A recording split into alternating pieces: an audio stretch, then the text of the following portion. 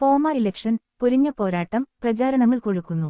അടുത്ത 2 വർഷത്തേക്കുള്ള ഫോമ ഭാരവാഹികളുടെ തിരഞ്ഞെടുപ്പു നോമിനേഷൻ പ്രോസസ്സും പ്രചാരണവും തകൃതിയായി ആരംഭിച്ചിട്ട് ഏകദേശം 2 വർഷമാകുന്നു.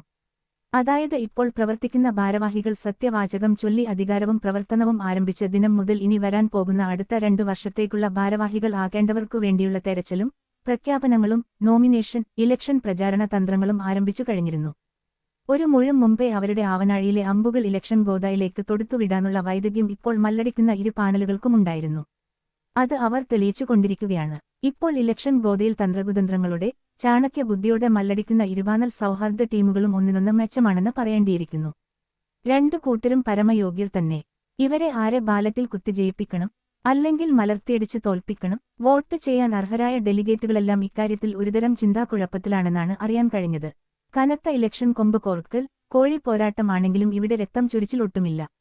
ആരോ തമാശക്കാർ ഇതിനെപ്പറ്റി ഉരിയിട്ടത് ഇവർ ഇരുപാനലുകാരും ഡീസന്റ് ആയ വോട്ടുതെണ്ടിലാണെന്നാണ്. ഇന്ത്യ സർക്കാരിന്റെ നീറ്റ് പരീക്ഷയിൽ കാര്യമായി ഒന്നും പഠിക്കാതെ പോയി കറക്കിക്കുത്തുന്ന ചില വിദ്യാർത്ഥികളുടെ മാതിരി ഈ വരുന്ന ഫോമയുടെ ഇലക്ഷൻ ബാലറ്റിൽ വെറുതെയങ്ങ് കറക്കിക്കുത്തിയാലോ എന്ന് ചിന്തിക്കുന്ന ഡെലിഗേറ്റ്സും ഉണ്ടെന്നാണ് അറിയാൻ കഴിഞ്ഞത്. തെരഞ്ഞെടുപ്പ് അടുക്കും തോറും സ്ഥാനാർത്ഥികളുടെ ചെങ്കിടിപ്പ് ഏറി വരികയാണ്. തെരഞ്ഞെടുപ്പിനായി കെട്ടിവെച്ച കാശ് അതുപോലെ പ്രചാരണത്തിനായി മുടക്കിയ കാശ് എങ്ങനെയെങ്കിലും തിരിച്ചുപിടിക്കണം എന്നതായിരിക്കും സ്വാഭാവികമായി ചില സ്ഥാനാർത്ഥികളുടെ ചിന്ത. ഈ ലേഖനം ഒരു പാനലിനും അല്ലെങ്കിൽ ഒരു വ്യക്തിക്കും വേണ്ടിയുള്ള പ്രചരണമോ പിന്തുണയോ അല്ല. ഇതൊരു സ്വതന്ത്ര ചിന്തയോ അത്തരം ലേഖനമോ ആയി മാത്രം കണ്ടാൽ മതി. കാര്യക്ഷമതയുള്ള അർപ്പണബോധമുള്ള നീതിബോധമുള്ള നല്ല അറിവുള്ള വ്യക്തികൾ തെരഞ്ഞെടുക്കപ്പെടണം എന്നത് ആയിരിക്കുമല്ലോ ഭൂരിഭാഗം വ്യക്തികളും ചിന്തിക്കുന്നത്. ഇലക്ഷനിൽ കൊമ്പു കോർക്കുന്ന സ്ഥാനാർത്ഥികളുടെ ഓജസ്സും തേജസ്സും ബുദ്ധിമുട്ടും പങ്കപ്പാടും ശുഷ്കാന്തിയും പണച്ചെലവും ഒക്കെ കണക്കാക്കുമ്പോൾ ഇവർക്കൊക്കെ ഇപ്പോൾ തന്നെ പൊന്നാടിയും ഫലകങ്ങളും കൊടുക്കാമെന്ന് തോന്നും. ഇനിയിപ്പോൾ ജയിച്ചു കയറുന്ന സ്ഥാനാർത്ഥികൾ അധികാര കസേരയിൽ അമർന്ന് ഒട്ടിപ്പിടിച്ച് ഇരുന്നാൽ മാത്രം പോരാ. അവർ സ്വന്തം പോക്കറ്റിലെ കാശും മുടക്കി കാറിലും വിമാനത്തിലും കയറി അമേരിക്കയിലെ മലയാളി അംഗസംഘടനകളെ മുഴുവൻ സന്ദർശിക്കണം, അവരെയൊക്കെ സേവിക്കണം. അവരുടെ യോഗങ്ങളിൽ ഇടിച്ചു കയറി നീണ്ട പ്രസംഗങ്ങൾ നടത്തണം. പലവട്ടം നാട്ടിലേക്ക് വിമാനത്തിൽ പറന്നു നാട്ടിൽ മന്ത്രിമാരെയും മതമേലധ്യക്ഷന്മാരെയും സിനിമയിലെ പ്രമാണിമാരെയും സന്ദർശിച്ചു ഫോട്ടോ എടുക്കണം, പബ്ലിസിറ്റി കൊടുക്കണം. ഏതെങ്കിലും പ്രമാണികൾ എവിടെയെങ്കിലും മരിച്ചാൽ ഉടൻ തന്നെ ഞെട്ടിത്തെറിക്കണം, ആ വാർത്ത പത്രത്തിലും കൊടുക്കണം. ഇതെല്ലാം ചെയ്യേണ്ടത് സ്വന്തം പോക്കറ്റിൽ നിന്ന് കാശ് എടുത്താണ് എന്നുള്ള ഒരു ദുർവിധിയുമുണ്ട്. ചില അസൂയക്കാർ ഈയിടെ പറയുന്നത് കേട്ടു പോക്കറ്റിൽ കിടക്കുന്ന കാശെടുത്ത് കടിക്കുന്ന പട്ടിയെ മേടിച്ച് കടികൊള്ളുന്ന ഒരു അനുഭവമാണിതൊക്കെയെന്ന്. ജയിച്ചു വന്നാൽ പിന്നെ ഭാരവാഹിയായി പിന്നെ എന്തെങ്കിലും ഒരു പരിപാടി സംഘടിപ്പിക്കണമെങ്കിൽ അതിന് പണം സംഭരിക്കാൻ സ്പോൺസർമാരെ തേടി അലയണം. പൊതുപരിപാടികൾ സംഘടിപ്പിക്കുമ്പോൾ അവിടെയൊക്കെ മലയാളി മേയർമാരും കൗൺസിലർമാരും മറ്റു മലയാളി ഇലക്ടഡ് ഒഫീഷ്യൽസും തള്ളിക്കേറി വന്നു പൂമാലയും മേടിച്ച് പതിവിൻപടി വായിട്ടടിച്ച് മനുഷ്യന്റെ സമയം നഷ്ടപ്പെടുത്തി ഇറങ്ങിപ്പോകും.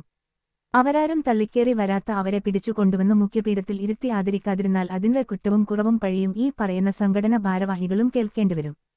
ചിലയിടങ്ങളിൽ സാധാ തിരുമേനിമാരെയും മറ്റു മുട്ടൻ തിരുമേനിമാരെയും പൊക്കിക്കൊണ്ടുവന്നു വേദിയിൽ ഇരുത്തേണ്ടിവരും.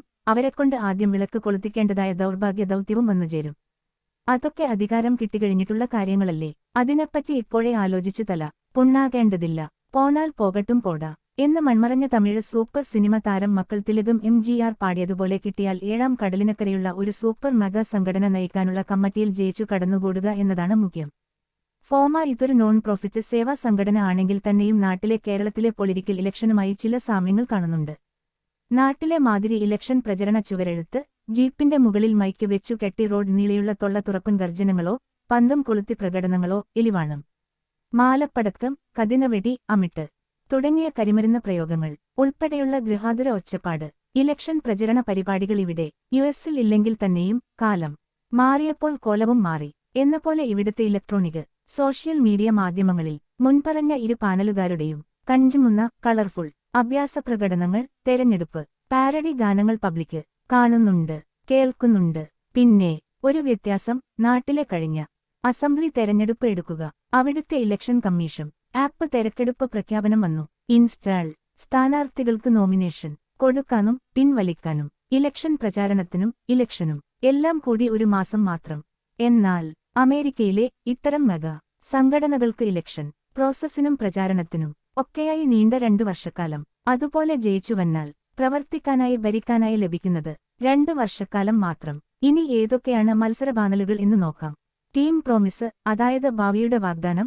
Mathew Varghese president, Johnson Joseph vice president, അനുസറിയ general secretary, Reshma Ranjan joint secretary, Binoy Thomas ഖജാഞ്ചി, ടിറ്റു ജോൺ ഉപഖജാഞ്ചി.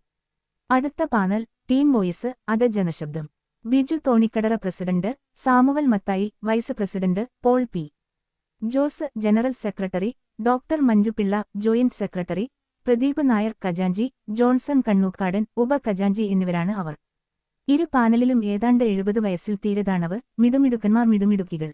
ആരെ പിന്തുണക്കും? ആകപ്പാടെ ഒരു കൺഫ്യൂഷൻ, ഒരു അങ്കലാബ്. ആര് ജയിച്ചാലും ഫോമയുടെ പൂക്കാലം അഥവാ വസന്തകാലമായിരിക്കും വരാൻ പോകുന്നത് എന്ന് പ്രതീക്ഷിക്കാം.